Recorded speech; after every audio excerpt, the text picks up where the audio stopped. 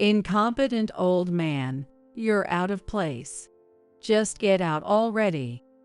Laura, the daughter of a client company's president, was laughing after she had moved my chair outside in the year-end party. This kind of harassment wasn't something new.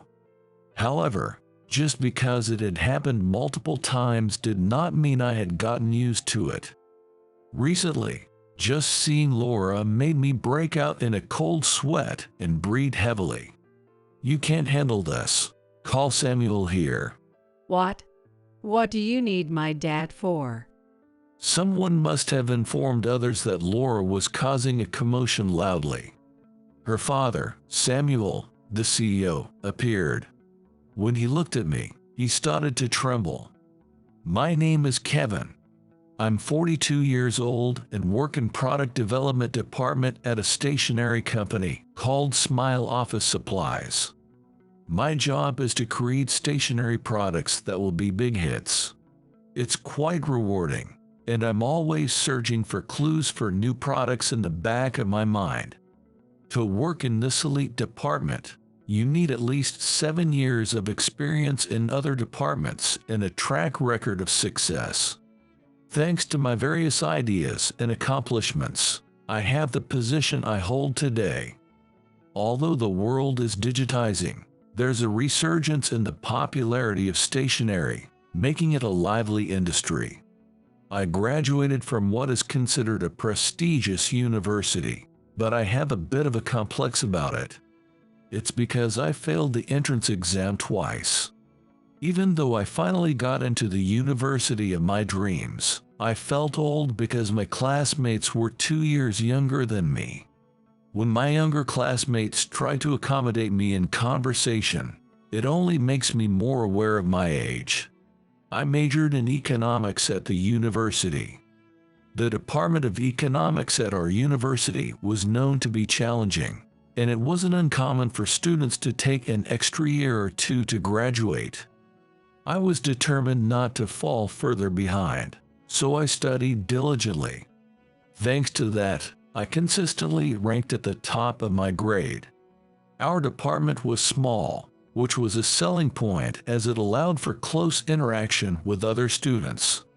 Since I was 2 years older than my other classmates, I was always assigned the role of leader and was often depended upon. Initially, I was somewhat resistant, but eventually, I decided to simply enjoy the situation. From there, life became easier, and now I can handle any difficulty that comes my way. The 4 years at university were incredibly intense in many ways. I particularly became good friends with a student named Daniel. He was the same 2 years younger as the rest of my classmates, but wasn't timid and often initiated conversations with me. Daniel and I quickly became close friends and best friends eventually. He is the heir to a company called Smile Office Supplies, which owns a large factory in the region. Smile Office Supplies mainly manufactures pencils, compasses, and notebooks. According to Daniel, he has never used any stationery other than Smile Office Supplies products since he was born. When you actually handle them, they strangely fit well and make it feel like your academic work progresses even more, which is quite curious. Such stationery is constantly being developed. Thinking about how to make things more convenient while creating products is definitely rewarding. I greatly resonate with Daniel's way of thinking. Hearing that there is a department called product development where you squeeze out such ideas, I started wanting to work at Smile Office Supplies. After all, my best friend Daniel is the next CEO. If I could work with Daniel, it would lead to a fulfilling professional life. Together, we would continue to create and market convenient stationery products, expanding the company. We talked about such dreams on the way home. So, after I graduated from university, I joined Smile Office Supplies. Explaining it this way, my university life might seem just fun. However, there were certainly issues. Among those who passed the economics department in their first attempt was a female student named Laura. From the first day of the entrance ceremony, Laura started messing with me. You flunked twice, right? So you're basically an old man now. Indeed, the 2-year age difference felt significant back then.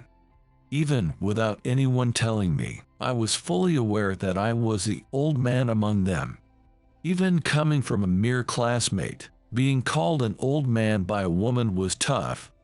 That's why I had a strong aversion to Laura from the start. I made sure not to sit near her, and even changed my meal times in the cafeteria if I saw her.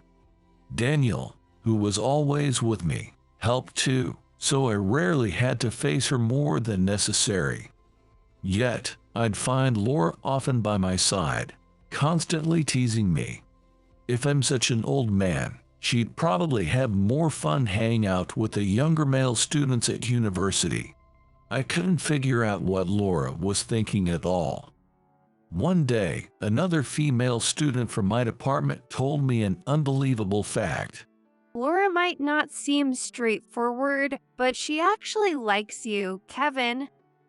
No way. She's always so snarky whenever we meet. That's just Laura being not straightforward. Teasing you because she likes you is kind of like a little boy in elementary school. The female student laughed heartily, but it was no laughing matter to me. I didn't like Laura at all. In fact, just sharing the same classroom air with her was sometimes unbearable. Why don't you try dating another girl? When I discussed it with Daniel, he gave me some advice. There happened to be a female student I got along well with, so I decided to casually date her. Then, Laura immediately called me out and asked, Kevin, are you dating some girl? Yeah. Susan just confessed to me recently, and we started dating.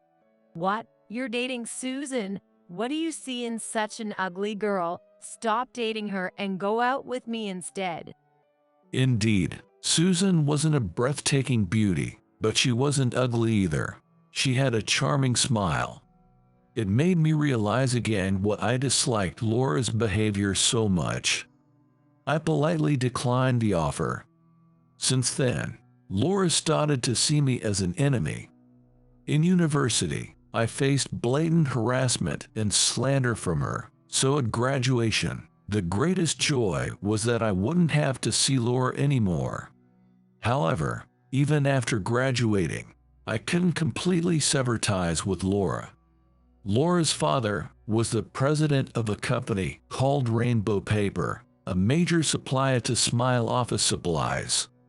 Despite the digital trend reducing the demand for paper books and notebooks, many stationery products are fundamentally made from paper. Rainbow Paper had the largest factory in the county and handled all the paper production used within the county. They supplied paper for newspapers, magazines, books, bath tissues, and many other products. Although Rainbow Paper wasn't in a superior position to Smile office supplies, the long-standing relationship meant there were many courtesies to observe. John, the CEO and Daniel's father, was thrilled when he learned that Daniel, Laura, and I were all classmates at the university. We couldn't have better connections. We must cherish this relationship to strengthen the bond between the two companies. He assigned us to sales, making us responsible for interactions with Rainbow Paper. Daniel and I were both miserable, but naturally, our encounters with Laura became more frequent. Whenever we visited Rainbow Paper, it was uncomfortable, and Laura would always make sure to appear. Knowing that we were handling sales, Laura also took a position in the sales department. Naturally, we ended up having to be in constant contact. Luckily for Daniel, he was less affected. Laura's target wasn't Daniel, but me, the guy who had made her feel miserable during our university days. Oh, look, the useless old men are here on sales again. Daniel, you've been hanging out with Kevin so much, you're starting to become an old man yourself. Oh, you got me there. But we're all getting older, and I'll try my best to become a good old man. Daniel might become a good old man, but Kevin will remain a useless one, no matter how hard you try. There's a limit when your brain is that small. She had no filter, and all I could do was force a smile and listen. A woman's grudge is a fearsome thing. She never forgot the humiliation of being turned down, no matter how much time passed. As time passed, the environment around us gradually changed. The wave of digitalization reached our small town. When I heard that the public library started a rental service for digital books, I felt the deep impact of the changing times. By then, I was working in the product development department, constantly thinking about new ideas for stationery. Paper books were becoming less popular as e-books became the norm, and children were using tablets without any hesitation. We had to rack our brains over what kind of stationery would survive in such an era. As the world moved away from needing paper, rainbow paper found itself in a tough spot. During these difficult times, I started receiving frequent calls from Samuel, Laura's father. Initially, I dreaded the thought of getting closer to Laura, but Samuel was kind-hearted and personable. He was the kind of man I wanted to help. One day, Samuel invited me to Rainbow Paper's year-end party. Considering future relations, Daniel and I decided to attend. The party was held at a hotel venue in the county. However, when we arrived, there was a single chair placed outside in the hallway. Puzzled, I entered the venue only to find that my seat was missing. That meant the chair in the hallway was intended for me. The culprit was, of course, Laura. Incompetent old man, you're out of place. Just get out already. No matter how many times she harassed me, it wasn't something one could get used to. Nowadays, just seeing Laura made me break out in a cold sweat and breathe heavily. If I backed down without arguing, Laura would only look down on me more. Daniel had moved beyond perplexed to outright angry about the situation. Laura, there was no need for this. We were invited to this party by your father, Samuel. I booked this venue. It seemed some unsuitable people were invited, so I put the chair outside. But you are welcome here, Daniel. Enjoy the delicious food. Stop joking.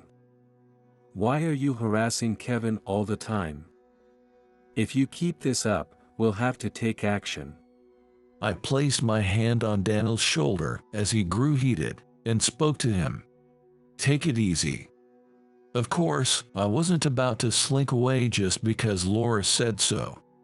It's abnormal to carry a grudge from our university days into our current age. I don't know if her obsession with me is the reason, but Laura is still single, just like me. Continuing this hostile relationship benefits neither us nor Laura. Above all, I couldn't keep my feelings in check anymore. I've reached my limit. It's time to put Laura in her place. I sat down on the chair in the hallway, crossing my legs with a haughty attitude. You can't handle this. Call Samuel here. What? What do you need my dad for? Laura's loud protest drew attention, and soon, employees started coming out to see what was happening. Curious onlookers began to gather, drawn to the sight of me sitting in the chair and Laura standing, glaring at me. Laura yelled at the onlookers in a frustrated tone. This isn't a show. Get back inside. You're the one making it a show. Seriously, keep your voice down. Seeing me behave unusually haughty, Laura was quite taken aback. It's not always possible to keep a kind face to everyone. I had reached my limit and stared her down. Then Samuel appeared, and seeing my face, he started trembling. Kevin, why are you out here? I invited you to enjoy the party. Really? Laura called me useless old man. Even is that part of the hospitality? I'm so sorry. I'll speak sternly to Laura. Please, calm your anger. Laura looked utterly astonished by the exchange between me and her father. She couldn't understand why her father, the company president, was so deferential to me, an employee of a business partner. Ignoring Laura's confusion, Samuel grabbed her arm and pulled her away from me. What have you done? If you upset Kevin, our company could be ruined. Wait, Dad, what do you mean? He's just an employee of a partner company, right? If our relationship gets worse, it's Kevin who would be in trouble, not us. Samuel, scratching his head, shouted. You don't understand anything. In fact, Samuel owed me a great debt. Laura, spoiled by her position as the president's daughter, was unaware that Rainbow Paper was currently facing a severe crisis. The company was just managing to hold on, thanks to a new product I had developed. The company was on the verge of bankruptcy because everything previously made from paper was becoming paperless. Samuel had approached me to develop a product that would use a lot of their paper. Could you develop some kind of stationery that uses a lot of our paper? I listened to his plea and decided I wanted to help, so I racked my brains and developed a product. This product could transform into various shapes made solely from paper and perform multiple stationary functions. After preparing it in various colors and designs according to user preferences, the product became a huge hit, and Rainbow Paper managed to avoid bankruptcy. In essence, I became a benefactor to Rainbow Paper. Unaware of these circumstances, Laura was simply dumbfounded. Samuel led Daniel and me to a private room and placed beers and glasses in front of us. Have some to refresh yourselves. However, I wasn't in the mood for alcohol and didn't touch it. Laura came in later, trying to listen to our conversation. Samuel didn't send her away but let her sit beside him. Then he looked up at me as if trying to gauge my feelings. By the way, Kevin, aren't you married yet? It's strange for me to say, being an older man, but I think you're quite the handsome guy. You must be quite popular, right? As I made a troubled face, Daniel grinned. Daniel had married before he turned 30 and already had 2 children. In that respect, he was ahead of me. Kevin is popular, all right. But it seems like he hasn't met a woman who really catches his interest. If you're currently unattached, how about considering Laura? What? Daniel and I were speechless. Seeing Laura's not-so-displeased expression only added to the eeriness. Does she even realize what she's just suggested? After treating me with such disdain, the idea of her being a bride candidate is baffling. It may just be my assumption, but perhaps the reason both Laura and Kevin have stayed single is that you've been aware of each other. If you has been alone because you couldn't forget Laura, Kevin, maybe you should reconsider now. Even after such rude behavior. That's astonishing. I think it's because Laura's heart has only ever been set on Kevin. Perhaps you have noticed her feelings too, Kevin. I felt a mix of embarrassment and hilarity. The idea that I've stayed single all this time because I was pining for Laura was so ridiculous it almost made me laugh. I first looked at Laura, then turned decisively back to Samuel and said, I appreciate the offer, but I already have a fiancé. We met when she was quite young, so I waited for her to grow up. What? No, weren't you unable to give up on me staying single because it was hard to start the conversation after you had once turned down dating. You're very optimistic. Even if it were just you and me left on Earth, I'd still pass on marriage. My fiancée, Ashley, and I met 10 years ago. At that time, I was 32 and Ashley was only 12. She was the daughter of a CEO who owned a plastics factory, and I was captivated by her beauty. Back then, I wasn't thinking about marrying a 12-year-old girl, but as Ashley grew older and more beautiful, no other woman caught my eye. When Ashley graduated from college, I mustered up the courage to propose. If you haven't found another man you love by the time you're an adult, would you marry me? Yes, I'd be honored. Thus, I waited for Ashley to grow up, and as soon as she graduated from college, I went to her parents to formally propose marriage. Her parents, charmed by my character, gladly agreed, and Ashley and I formally got engaged. I took out my smartphone and showed Samuel and Laura a photo of Ashley and me together. Ashley, smiling beautifully, is my pride and joy as my fiancée. I hate to say it, but Laura, frankly, can't really be called beautiful, and she has put on weight as she's aged. Even if she were to compete with Ashley, she couldn't match her in any respect. I have no intention of tying Ashley down at home even after we marry. She majored in robotics engineering in college and has secured a job at a local research institute. I fully support her career. While listening, Laura could only glare at me in frustration. Furthermore, Laura and Samuel were about to hear some very shocking news. Daniel spoke apologetically. I'm sorry to say this, but we plan to end our contract with Rainbow Paper at the end of this year. What? Why? This is troubling. Even though we're hosting this year-end party to keep up appearances, the reality is that we're in a tough spot. In fact, it's already decided that at the beginning of next year, Daniel will succeed his father as the CEO of the company. Aligned with this change, a corporate restructuring will take place, and the stationery I developed, which saved Rainbow Paper, has been slated for discontinuation. Samuel desperately tried to persuade him, but Daniel's decision remained unchanged. This is a problem. Really, can something be done? It's the company's decision. There's nothing we can do. While Daniel mentioned it was company policy, part of the decision was also made with me in mind.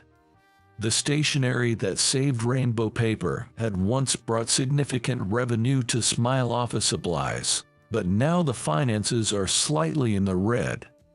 As long as Smile Office Supplies continue to deal with this stationery, ties with Rainbow Paper wouldn't end, and I would constantly be followed by Laura. With my upcoming marriage, it was an important decision to firmly break ties with Laura. True to his long-standing friendship, Daniel had really considered my situation. The plan was to keep the patents and pass the know-how on to another stationery manufacturer. However, for Rainbow Paper, this would mean cutting off their last lifeline. Already operating at a loss, they would likely not recover. Laura, realizing that her presence was related to this decision, seemed to finally understand the impact. She glared at me, baring her teeth and growling lowly. Is this your way of getting back at me? I just wanted you to notice me. And yet, you take everything I've done as spite and harass me in return. You can take it that way if you want. It seems the only way to respond to persistent harassment is with harassment in return. Your harassment has been excessive. I'm getting married, and I want to cut ties with you. Laura gritted her teeth in frustration. Seeing Laura like that, I felt a sense of relief for the first time in a long while. Soon after this unbelievable year-end party, Rainbow Paper and Smile Office Supplies completely parted ways. Daniel's first act as the new president was to form a new contract with a different paper company. Given Smile Office Supply's reputation and quality, several paper companies were eager to collaborate. Among them, we managed to secure a contract with a company headquartered in the city center, prompting us to also relocate our headquarters to the city. Going forward, we will continue to develop new stationery that can be used in both digital and analog formats. The times are always changing, and it's difficult to keep up with the flow. But it's also very important. With Daniel's new presidency, I was appointed as the executive director, and together we will lead the company. We continue to realize the dreams we had during our university days. Meanwhile, Rainbow Paper struggled to find new business partners. Their already poor performance worsened, leading to the eventual closure of their factory. From now on, we can't just continue to produce only paper. The upper management is holding meetings to discuss the need for a change in direction. Not only the company, but Laura herself did not give off easily. The following part of the story was told to me as gossip by a female friend from university. Laura had been freely moving from department to department, using her status as the CEO's daughter, but it seems this had been quite bothersome for the employees. This time, Samuel could no longer defend her. Many involved have pointed out that it is precisely Samuel's leniency towards his daughter that has put the company in its current precarious situation. Discussions suggest that Laura's continued single status might be too comfortable, leading Samuel to make a tough decision and sever parental ties. Evicted from the family estate she had lived in for many years, Laura now needed to find a new job. However, having lived as the CEO's daughter, the idea of being employed by someone else was too much for her pride. But she had no choice, and she rented a small apartment and started visiting the employment agency. There were few companies willing to hire a 40-year-old woman with no qualifications or skills.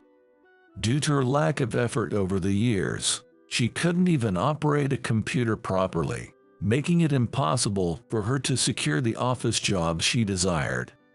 Laura managed to get a job as a building cleaner, where she had to wake up early in the morning and do physical labor. Although many of her colleagues were women of her age, Laura's haughty attitude caused problems, and she struggled to form any close relationships. Gradually, the workplace became unbearable, and she eventually quit the hard-earned job she had finally secured. She decided she was done with working and next registered at a marriage bureau to start looking for a partner. However, the criteria she set were too high, and it seemed hard for her to find a match. Eventually, believing in a future with a man she met on social media, she sent him all the money she had. After that, the man cut off contact and disappeared like smoke. Reluctantly, Laura apologized and returned to her job in cleaning services. Her living conditions worsened. She moved into a cheaper apartment with a shared bathroom, barely managing to get by. Meanwhile, I happily married Ashley. Our wedding, between an executive director of a major company and a researcher at a state-of-the-art lab, was a grand affair. Local reporters and photographers attended, and our photo appeared in the evening newspaper. Thus, our married life began. Both Ashley and I continue working, respecting each other's careers. We hope to have children someday, but since Ashley has just started her job, we decided to enjoy our life as a couple until we can arrange a stable outlook. Life with Ashley is always fresh and enjoyable. Despite our busy schedules, walking together in the early morning has become our routine. Breathing in the crisp morning air and walking hand in hand, we feel an incomparable joy.